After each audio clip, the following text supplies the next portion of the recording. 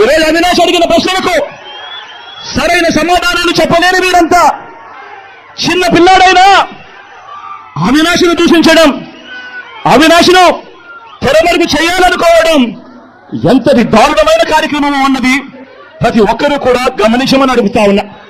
మా అందరికన్నా చాలా చిన్నోడు అవినాష్, చాలా చాలా చిన్న పిల్లడు.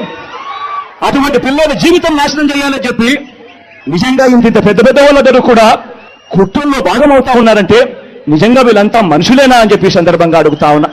అవినాష్ రెడ్డి చిన్న పిల్లోడు అంటారు, అక్కడమే ఇంకోసారి ఆయన చూస్తూ చేతులు కట్టుకొని కూర్చున్నారు అంటారు.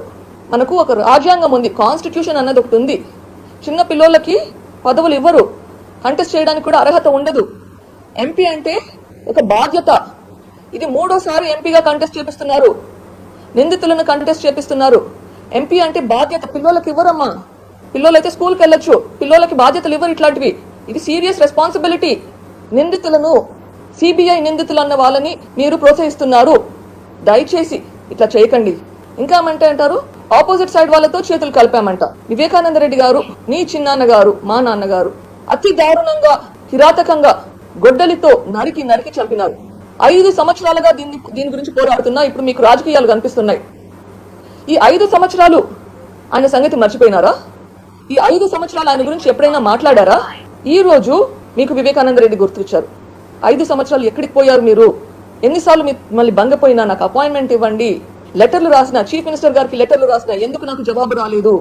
ఇప్పటికీ మించిపోలేదు.